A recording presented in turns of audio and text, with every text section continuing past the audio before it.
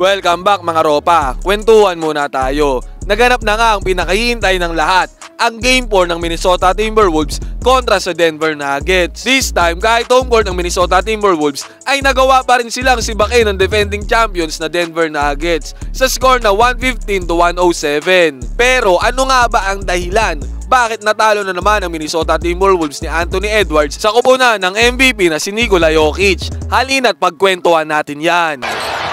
Lost the ball with a turnover. Nice Denver D. Porter at the other end, and he tries and he gets it to go. Beating the clock. Court length. It's intercepted. Murray good at the go. Got it! Got it! Got it! A big time three.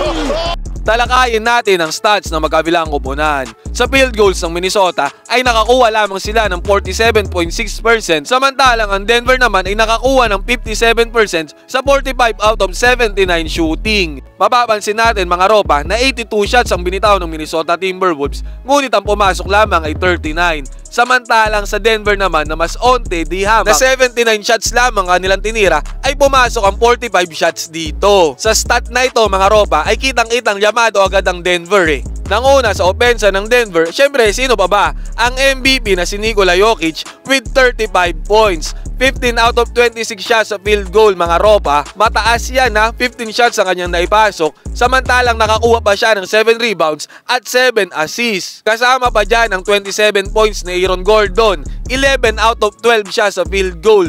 Isa lang ang minintis ni Aaron Gordon mga ropa, with 7 rebounds yan at 6 assists. E nandyan pa si Jamal Murray, ang kontrabida para sa buhay ng mga fans ng Minnesota Timberwolves. Nakakuha siya ng 19 points with 8 out of 17 field goal. Halos 50% yan mga ropa. Meron pa siyang 8 assists at 5 rebounds. Kung pupunta naman tayo sa kupunan ng Wolves, una nating punahin si Karl Anthony Towns. Mayroon lamang siyang 13 points at 5 out of 18 field goal ang kanyang nagawa. Tumataginting yan mga ropa. 13 missed shots ang kanyang nagawa at 5 lang ang kanyang naipasok sa 18 tira. Diyan pa lang mga ropa, kitang-kita nyo na kung sino ang dahilan kung bakit natalo ang Minnesota Timberwolves. Sayang ang in-score ni Edwards ng 44 points with 16 out of 25 shooting sa field. Ibig sabihin lang nito mga ropa, kinapos sa tulong ang kupunan ng Minnesota Timberwolves para kay Anthony Edwards na wala ng suporta pagdating sa opensa. Sumunod lang kay Anthony Edwards si Mike Conley with 15 points at sumunod nga si Karl Anthony Towns together with Rudy Gobert na naka 11 points lang